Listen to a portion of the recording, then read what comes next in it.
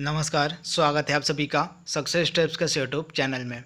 आज है 17 जुलाई का दिन और 17 जुलाई के दिन के जितने भी इम्पॉर्टेंट करंट अफेयर्स के प्रश्न बन सकते हैं उन सभी इम्पॉर्टेंट करंट अफेयर्स के प्रश्नों को हम पूरे विस्तार में आज के इस वीडियो में कवर करेंगे। तो चलिए वीडियो को शुरू करते हैं। पहला प्रश्न हमारा है, भारत सरकार की तरफ से हाल ही में तुर्कमेनिस्तान में भारत का अगला राजदूत किसे नियुक्त किया गया है। सुपर इम्पोर्टेंट प्रश्न। तो तुर्कमेनिस्तान में भारत के जो नए राजदूत बने हैं इनका नाम है विधु पी नायर, यानी ऑप्शन ए इसका बिल्कुल सही है। विधु पी नायर जो हैं तुर्कमेनिस्तान में भारत के अगले राजदूत बनाए गए हैं। तो ऑप्शन ए इसका बिल्कुल सही है। अब बात यहाँ पे तुर्कमेनिस्तान की है। तो यह जो तुर्कमेनिस्तान है यह मध्य एशिया का एक देश है। आप इसे याद रखिएगा। सबसे पहले यह जो तुर्कमेनिस्तान है यह मध्य एशिया का एक देश है जिसकी राजधानी आपको मिलेगी अश्गाबाद। तो इसे आप याद रखिएगा, इसकी राजधानी है अश्गाबाद। तो इसकी राजधानी बस इंपॉर्टेंट है, राजधानी आप याद रखिएगा। अगला प्रश्न हमारा है नाबार्ड, जिसको हम क्या कहते हैं। तो नाबार्ड जो है राष्ट्रीय कृषि और ग्रामीण विकास बैंक, इसका फुल नेम आपको पता होना चाहिए। नाबार्ड का पूरा नाम होता है राष्ट्रीय कृषि और ग्रामीण विकास बैंक, जिसने अपना हाल ही में 39वां स्थापना दिवस मनाया है। तथा उस नाबार्ड के द्वारा जो 39वां स्थापना दिवस इस बार मनाया गया है, इस स्थापना दिवस पर पहली बार निम्न में से किसका आयोजन किया गया। सुपर इंपॉर्टेंट प्रश्न। तो जब 12 जुलाई को जो नाबार्ड है इसने अपना 39वां स्थापना दिवस मनाया है, तब पहली बार जब इसका 39वां स्थापना दिवस मनाया गया तो पहली बार आयोजन किया गया डिजिटल चौपाल का। तो ऑप्शन सी इसका बिल्कुल सही है। नाबार्ड के 39वें स्थापना दिवस के अवसर पर पहली बार डिजिटल चौपाल का आयोजन किया गया। तो आप इसे याद रखिएगा। अब बात यहाँ पे नाबार्ड की है। तो नाबार्ड को क्या कहते हैं, पूरा नाम इसका क्या है। तो राष्ट्रीय कृषि और ग्रामीण विकास बैंक। तथा नाबार्ड की स्थापना कब की गई थी। 12 जुलाई, डेट आपके लिए इंपॉर्टेंट है, 12 जुलाई 1982 को जो है नाबार्ड की स्थापना की गई थी। मुंबई में आपको इसका हेडक्वार्टर मिलेगा नाबार्ड का। और नाबार्ड का प्रेजेंट टाइम में अध्यक्ष कौन है। गोविंद राजुलू चिंतला, नाम इनका इंपॉर्टेंट है, नोट डाउन कर लीजिएगा आप। गोविंद राजुलू चिंतला जो हैं ये प्रेजेंट टाइम में नाबार्ड के अध्यक्ष हैं। तो इतनी सारी चीज़ें आपको याद रखनी है। अगला प्रश्न हमारा है, बांग्लादेश में भारत के अगले राजदूत कौन बनाए गए हैं। सुपर इंपॉर्टेंट प्रश्न। तो बांग्लादेश में भारत के अगले राजदूत बनाए गए हैं, इनका नाम क्या है। तो विक्रम दुरई-स्वामी, यानी ऑप्शन ए इसका बिल्कुल सही। पिक्चर में आप देख रहे हैं ये हैं विक्रम दुरई-स्वामी।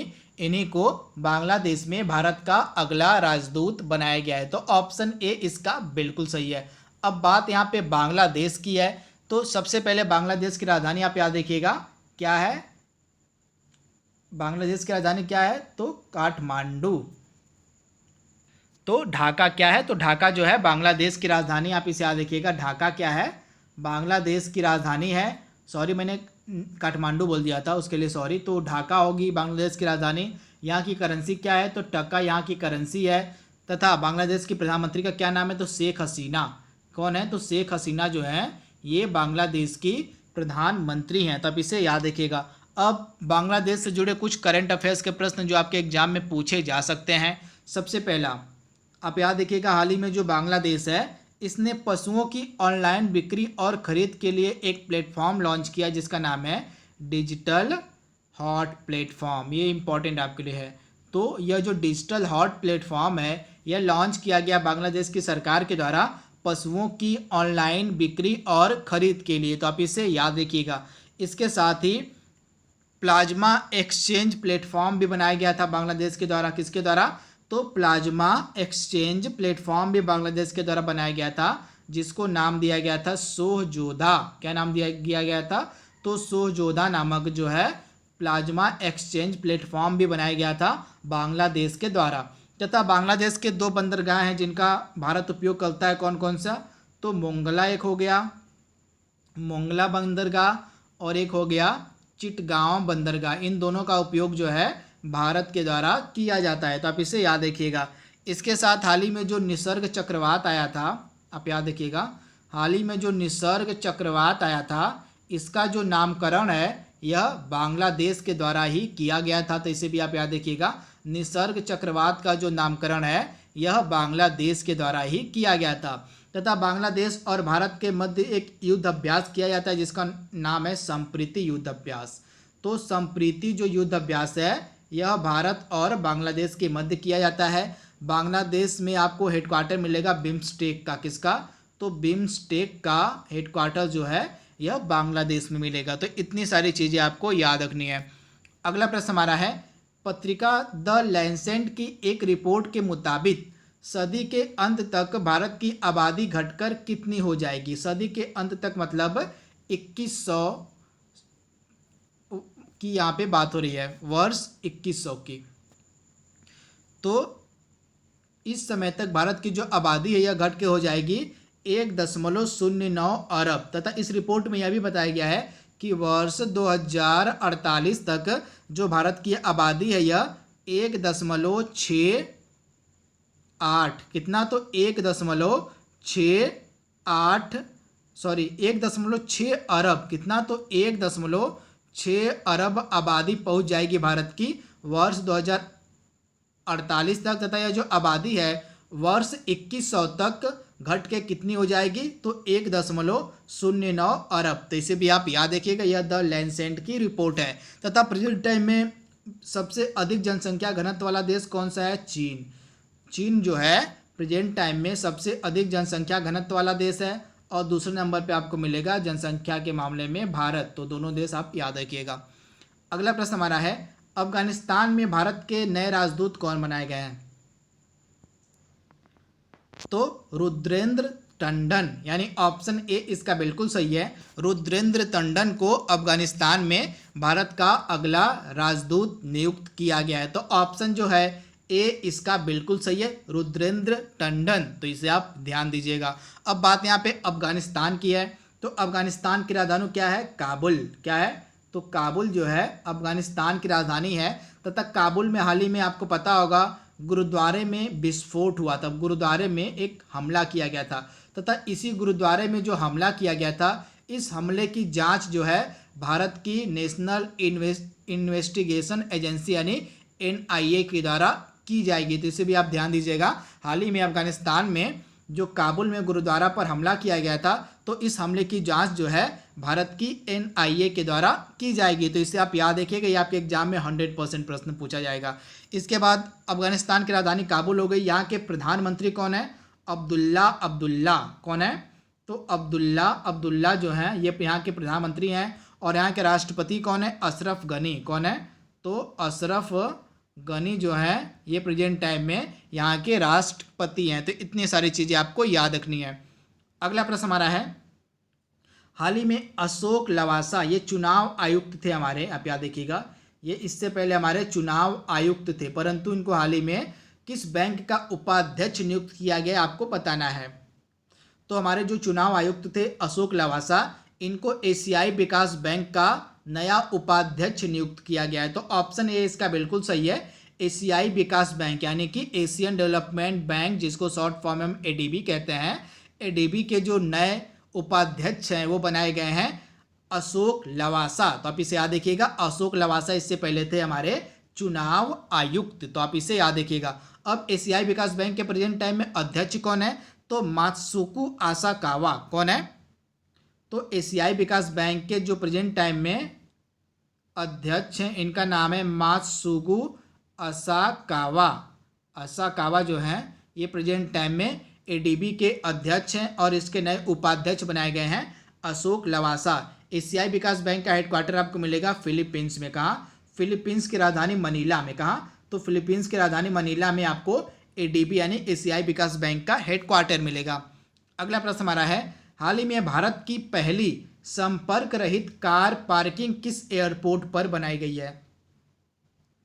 तो तो भारत की जो पहली संपर्क रहित कार पार्किंग है यह बनाई गई है हैदराबाद इंटरनेशनल एयरपोर्ट पर, यानी ऑप्शन बी इसका बिल्कुल सही है। हैदराबाद इंटरनेशनल एयरपोर्ट पर भारत की पहली संपर्क रहित कार पार्किंग बनाई गई है, तो ऑप्शन बी इसका बिल्कुल सही है, हैदराबाद एयरपोर्ट। अब बात यहाँ पे एयरपोर्ट की है, हवाई अड्डे की है, तो आपको दो हवाई अड्डे याद रखने पड़ेंगे। पहला उत्तर प्रदेश का कुशीनगर हवाई अड्डा, जिसको हाल ही में अंतर्राष्ट्रीय हवाई अड्डे का दर्जा दे दिया गया है। तो कुशीनगर हवाई अड्डा जो कि उत्तर प्रदेश में है, इसको अंतर्राष्ट्रीय हवाई अड्डे का दर्जा दे दिया गया है। इसके बाद इंदौर का एक हवाई अड्डा है देवी अहिल्याबाई हवाई अड्डा, आप याद रखिएगा, इंदौर में भी एक हवाई अड्डा है जिसका नाम है देवी अहिल्याबाई एयरपोर्ट, तथा इस देवी अहिल्याबाई हवाई अड्डे को भी अंतर्राष्ट्रीय हवाई अड्डा बना दिया गया है। तथा देवी अहिल्याबाई अंतर्राष्ट्रीय हवाई अड्डा जो कि अब इंदौर में है, यहाँ से पहली फ्लाइट कहाँ से कहाँ उड़ी, तो इंदौर से दुबई के बीच। तो जब देवी अहिल्याबाई हवाई अड्डा जब अंतर्राष्ट्रीय हवाई अड्डा बन गया, तब इसकी जो पहली फ्लाइट है यह इंदौर से दुबई के मध्य उड़ी थी। तो इन दोनों का आपको याद रखना है। इसके बाद बेस्ट उड़ान एयरपोर्ट का जो खिताब यह दिया गया हुबली एयरपोर्ट कर्नाटका को। कर्नाटका में है एक हुबली एयरपोर्ट, इसी को बेस्ट उड़ान एयरपोर्ट का दर्जा दिया गया है, तो आप इसे याद रखिएगा। अगला प्रश्न हमारा है, हाल ही में इलिस फाक ने इस्तीफा दिया है, वे किस देश के प्रधानमंत्री थे? तो इलिस फाक ये ट्यूनीशिया के प्रधानमंत्री थे, तो आप इसे याद रखिएगा, ये ट्यूनीशिया के प्रधानमंत्री थे। इन्होंने अपने पद से हाल ही में इस्तीफा दे दिया है, तो ऑप्शन ए इसका बिल्कुल सही है। ट्यूनीशिया की राजधानी क्या है? ट्यूनिस। क्या है? तो ट्यूनिस जो है ट्यूनीशिया की राजधानी है, तो आप इसे याद रखिएगा। तथा ट्यूनीशिया के राष्ट्रपति कौन है? कैस, इनका नाम क्या है? तो कैस सैयद जो हैं ये ट्यूनीशिया के राष्ट्रपति हैं। बहरीन की राजधानी क्या है? तो बहरीन की राजधानी आपको मिलेगी, बहरीन की राजधानी है मनामा। क्या है? तो मनामा जो है बहरीन की राजधानी है। तुर्की की राजधानी आपको मिलेगी अंकारा, और पोलैंड की राजधानी मिलेगी आपको वारसा, तो इन्हें भी आप याद रखिएगा। अगला प्रश्न हमारा है, स्पोर्ट अड्डा का नया ब्रांड एम्बेसडर किसे बनाया गया है? यह जो स्पोर्ट्स अड्डा है यह एक भारतीय समाचार और सूचना प्लेटफॉर्म है, तथा यह क्रिकेट, फुटबॉल और कबड्डी से जुड़ी जो सूचनाएं हैं वह मुहैया कराता है। तो इसका जो ब्रांड एम्बेसडर है वह बनाया गया है पूर्व ऑस्ट्रेलियाई क्रिकेटर ब्रेट ली को, यानी ऑप्शन ए इसका बिल्कुल सही है, ब्रेट ली को स्पोर्ट्स अड्डा का ब्रांड एम्बेसडर बनाया गया है। यह जो स्पोर्ट्स अड्डा है यह एक भारतीय समाचार और सूचना प्लेटफॉर्म है। यह क्रिकेट से जुड़ा समाचार, फुटबॉल से जुड़ा हुआ समाचार और कबड्डी इत्यादि खेलों से जुड़ा हुआ समाचार मुहैया कराता है, तथा इसके नए ब्रांड एम्बेसडर बनाए गए हैं ब्रेट ली। वहीं रोहित शर्मा किस किस ब्रांड के ब्रांड एम्बेसडर हैं? तो क्रिकडम, आप याद रखिएगा, क्रिकडम है एक, इसके ब्रांड एम्बेसडर हैं रोहित शर्मा। इसके बाद स्पेनिश फुटबॉल लीग जिसका नाम है ला लीगा, आप याद रखिएगा, स्पेनिश फुटबॉल लीग है एक ला लीगा, इसके भी ब्रांड एम्बेसडर बनाए गए हैं रोहित शर्मा। तो ये भी आपके एग्जाम में प्रश्न पूछा जा सकता है, तो इसे भी आप ध्यान दीजिएगा। इसके बाद विराट कोहली किसके किसके ब्रांड एम्बेसडर हैं? तो विराट कोहली हिमालय जो आता है फेस वॉश, हिमालय का ब्रांड एम्बेसडर है विराट कोहली और ऋषभ पंत, तो इसे आप ध्यान दीजिएगा। इसके बाद विराट कोहली उबर इंडिया के भी ब्रांड एम्बेसडर हैं, उबर इंडिया के भी ब्रांड एम्बेसडर हैं। इसके बाद MPL मोबाइल प्रीमियर लीग के भी ब्रांड एम्बेसडर हैं विराट कोहली, तथा ये प्रेजेंट टाइम में भारतीय टीम के कप्तान भी हैं। अगला प्रश्न हमारा है जो कि आज का लास्ट प्रश्न है, प्रधानमंत्री स्वनिधि योजना। अब यह स्वनिधि योजना है क्या, सबसे पहले यह जान लीजिए। तो ये इस योजना के तहत जो स्ट्रीट वेंडर होते हैं उनको 10,000 रुपया ब्याज मुक्त मुहैया कराया जाता है गवर्नमेंट के द्वारा। तो इस स्कीम को नाम दिया गया है प्रधानमंत्री स्वनिधि योजना। इसके तहत जो स्ट्रीट वेंडर होते हैं उनको 10,000 रुपये बिना ब्याज के दिए जाते हैं प्रधानमंत्री स्वनिधि योजना के तहत। अब आपको बताना है कि यह जो प्रधानमंत्री स्वनिधि योजना है इसको लागू करने में सबसे आगे कौन सा राज्य है? तो प्रधानमंत्री स्वनिधि योजना को लागू करने में सबसे आगे कौन सा राज्य है? तो मध्य प्रदेश जो है, मध्य प्रदेश की जो गवर्नमेंट है वह प्रधानमंत्री स्वनिधि योजना को लागू करने में सबसे आगे है, यानी ऑप्शन ए इसका बिल्कुल सही है। अब मध्य प्रदेश की यहाँ पे बात है, तो मध्य प्रदेश की दो योजनाएं जो मैं आपको बार बार बताता हूँ, जो आपके एग्जाम में 100% पूछी जाएंगी। एक तो हो गई जीवन शक्ति योजना, जीवन शक्ति योजना, और एक हो गई जीवन अमृत योजना। ये दोनों एग्जाम में 100% पूछी जाएंगी। अब जो है जीवन शक्ति योजना है क्या, तो जीवन शक्ति योजना के तहत जो मध्य प्रदेश राज्य की गरीब वर्ग की महिलाएं हैं वे अपने घर पे मास्क बनाती हैं तथा उनके द्वारा बनाए गए मास्क को प्रति मास्क 11 रुपये की दर से जो मध्य प्रदेश की गवर्नमेंट है वह खरीदती है। तो इस योजना का नाम है जीवन शक्ति योजना। अब जीवन अमृत योजना क्या है, तो जीवन अमृत योजना के तहत जो है त्रिकूट चूर्ण बांटे जाते हैं गरीब लोगों में मध्य प्रदेश की गवर्नमेंट के द्वारा, तथा ये जो त्रिकूट चूर्ण है यह गरीब लोगों में इम्यूनिटी बढ़ाने के लिए बांटा जाता है मध्य प्रदेश की गवर्नमेंट के द्वारा। तो इस योजना को नाम दिया गया है जीवन अमृत योजना। इसके साथ मध्य प्रदेश में कुछ और योजनाएं चलाई जा रही हैं। कौन कौन सी हैं, तो इंतजार आपका, तो एक योजना हाल ही में स्टार्ट की गई है इंतजार आपका। तो इस योजना के तहत जो है यह दरअसल एक कैंपेन है टूरिस्टों को आकर्षित करने का, मतलब पर्यटकों को अपने यहाँ बुलाने के लिए यह इनिशिएटिव उठाया गया है इंतजार आपका मध्य प्रदेश की गवर्नमेंट के द्वारा। इसके बाद एक योजना चलाई जाती है निष्ठा विद्युत मित्र योजना। ये योजना आपके लिए इंपॉर्टेंट है। तो निष्ठा विद्युत मित्र योजना, अब यह योजना है क्या, तो इस योजना के तहत मध्य प्रदेश राज्य में जितनी भी विद्युत वितरण कंपनियां होंगी उनमें महिलाओं को नौकरी दी जाएगी इस योजना के तहत। इस योजना का नाम है निष्ठा विद्युत मित्र योजना। इस योजना के तहत मध्य प्रदेश राज्य में जितनी भी विद्युत वितरण कंपनियां हैं उनमें महिलाओं को नौकरी दी जाएगी। तो आप इसे जरूर याद रखिएगा। इसके साथ मध्य प्रदेश जो है इसकी राजधानी भोपाल है। मध्य प्रदेश में है सबसे अधिक टाइगर मिलते हैं, बाघ जो हैं ये सबसे अधिक आपको मध्य प्रदेश में मिलेंगे। तथा मध्य प्रदेश में हाल ही में एक अभियान चलाया गया है रोको टोको अभियान, तो इसे भी आप ध्यान रखिएगा। तो दोस्तों यह लास्ट प्रश्न था 17 जुलाई के करंट अफेयर्स का। आई होप आपको वीडियो पसंद आया होगा। तो आज के लिए बस इतना ही। Thank you, thanks for watching, thank you.